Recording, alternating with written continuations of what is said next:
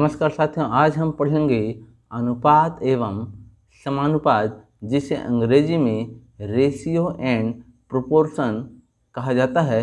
तो आइए देखते हैं इसे कुछ विशेष नियम। तो यहाँ पर सबसे पहला पॉइंट है, यदि A/B हो तो A तथा B का अनुपात कहते हैं। हम कह सकते हैं कि A और B या A तथा B का ये क्या कहलाता है, अनुपात। और इसे लिखने का तरीका होता है A/B, जहाँ पर ये जो दो बिंदु हैं इन्हें ही अनुपात कहा जाता है। इसी प्रकार से समानुपात, दो अनुपात, इस प्रकार से यदि दो अनुपात हो तो उनकी बराबरी को ही क्या बोला जाता है, समानुपात बोला जाता है। समानुपात मतलब समान अनुपात। तो यदि इस प्रकार से दो अनुपात जो हैं बराबर हों तो ये जो बराबर का चिन्ह है इसे ही हम समानुपात के चिन्ह में परिवर्तित कर सकते हैं। और समानुपात का जो चिन्ह होता है वो इस प्रकार से चार बिंदुओं के रूप में होता है। इस प्रकार से यदि A/B समानुपात C/D हो तो A और D जो कि बाहरी कड़ियाँ दिख रही है इसलिए इसको बाहरी राशियाँ बोल सकते हैं, और B और C को हम माध्यमिक कड़ियाँ या माध्यमिक राशि कह सकते हैं। और माध्यमिक राशि का गुणनफल जो है बाहरी राशियों के गुणनफल के बराबर होता है। इस सूत्र के अनुसार आपको मालूम हो जाएगा।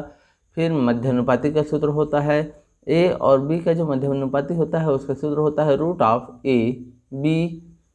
वैसे ही चतुर्थानुपाती का जो सूत्र होता है, यदि तीन राशि आपको दिया गया हो A, B और C, उसका चौथा पद आपको ज्ञात करना हो तो चौथा पद के लिए सूत्र आ जाता है x = B×C/A।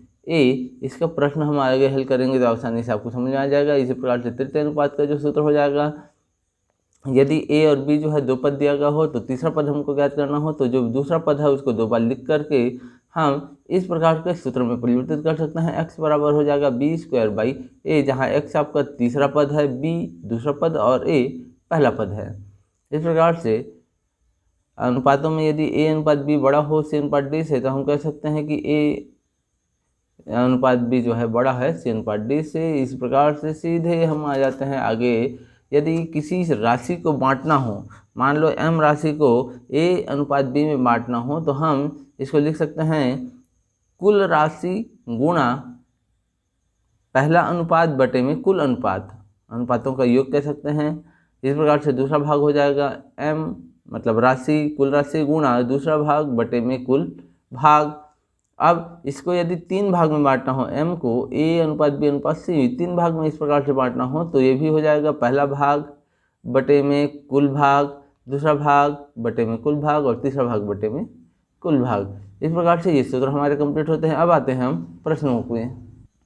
अक्सर कंपटीशन एग्जाम में इस टाइप का क्वेश्चन आता है, 5, 9, 12 का चतुर्थानुपाती ज्ञात कीजिए। तो 5, 9, 12 तो इसको यदि हम A, B और C मान लेंगे तो हमारा जो सूत्र है, यदि चौथा पद बोल रहा है तो चौथा पद को यदि x मान ले तो चौथा पद का हमारा जो सूत्र होता है वो क्या होता है। अभी से पहले हमने देखा कि दूसरा और तीसरा का गुणा B×C बटे में पहला। तो यहाँ पर आपको क्या करना है, कुछ नहीं करना है, दूसरा और तीसरा का गुणा कर देना है तो 9 × 12 हो जाएगा और पहला को क्या कर देना है, भाग दे देना है। अब ये कट तो नहीं रहा है सीधा सीधा, अब नहीं कट रहा है तो इसको या तो आप ऐसे ही लिख सकते हो 12×9 108 बटे में 5, या इसको दशमलव में लिख करके आप डिवाइड कर सकते हैं। तो 5 एकम, ये हो जाएगा 5 दूनी बचा 8, तो 5 एकम, दशमलव लगाएंगे, यहाँ बचेगा 3, 0 लगाएंगे तो ये हो जाएगा 5 छक्के 30। तो आपका जो चौथा पद है x, तो x का वैल्यू आ जाएगा 21.6। या इस टाइप के और भी प्रश्न कंपटीशन एग्जाम में आते हैं। देखते हैं अगला, जैसे ये आपका क्वेश्चन है 18/24 का तृतीय अनुपाती ज्ञात करना है। अब देखिए इसका भी आपने सूत्र देखा कि तृतीय अनुपाती ज्ञात करने के लिए तीसरा अनुपात यदि हम क्या मान लें, x मान लें, तो सूत्र क्या होता है, x बराबर बीच का पद मतलब दूसरा पद का वर्ग बटे में पहला पद। ये सिंपल सा सूत्र है। तो पहला पद अभी यहाँ पर a लिखें तो b की जगह यहाँ कितना है, 24 है, तो 24 का वर्ग मतलब क्या हो जाएगा, 24 × 24। और a की जगह आपका कितना दिया गया है, 18, इसको आप डिवाइड कर सकते हो तो 6 × 3 = 18, 6 चौक 24, 3 एकम और 3 अट्ठे। अब बचा क्या, 8 और 4, तो 8 चौक 32। तो आपको x का मान आसानी से मिल जाएगा 32। ये हो जाएगा आपका तृतीय अनुपात। इसी प्रकार से अन्य क्वेश्चन देखते हैं मध्यानुपात के लिए। यदि ये क्वेश्चन इस टाइप का अक्सर कंपटीशन एग्जाम में आता है, 6 और 24 का मध्य अनुपात ज्ञात कीजिए, तो मध्य अनुपात का सूत्र दोस्तों अभी आपने देखा, मध्य अनुपात का सूत्र क्या होता है, रूट ऑफ ए बी, जहाँ ए की जगह आपको 6 रखना है और बी की जगह 24 रखना है, तो यहाँ पर वैल्यू रख देना है 6 गुणा 24 और ये पूरे का रूट।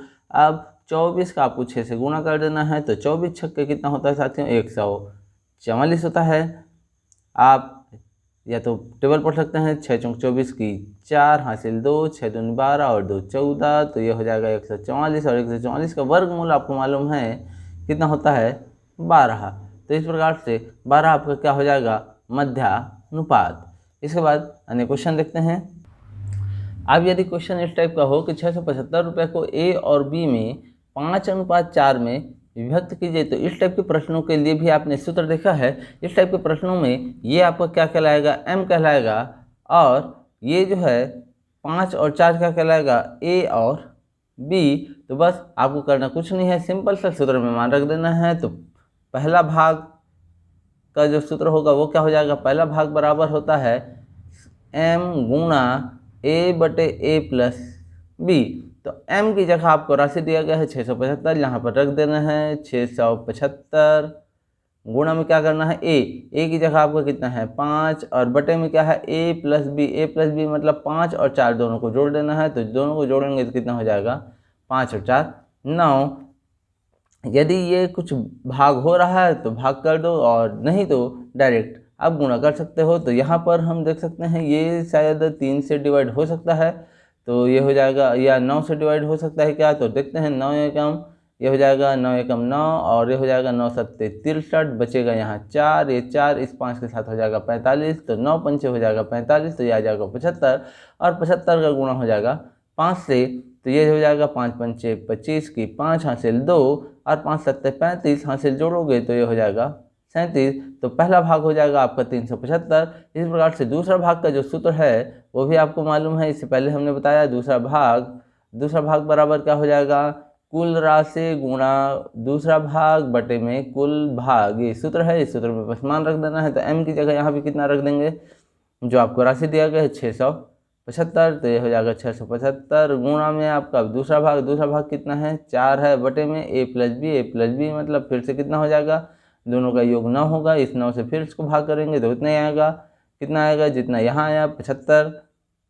इस 75 का गुणा कर देना है तो 4 से, तो 75 दूनी 150 और 150 दूनी हो जाएगा 300, तो ये आ जाएगा आपका 300। तो इस प्रकार से पहला भाग आपका हुआ 375 और दूसरा भाग हुआ 300।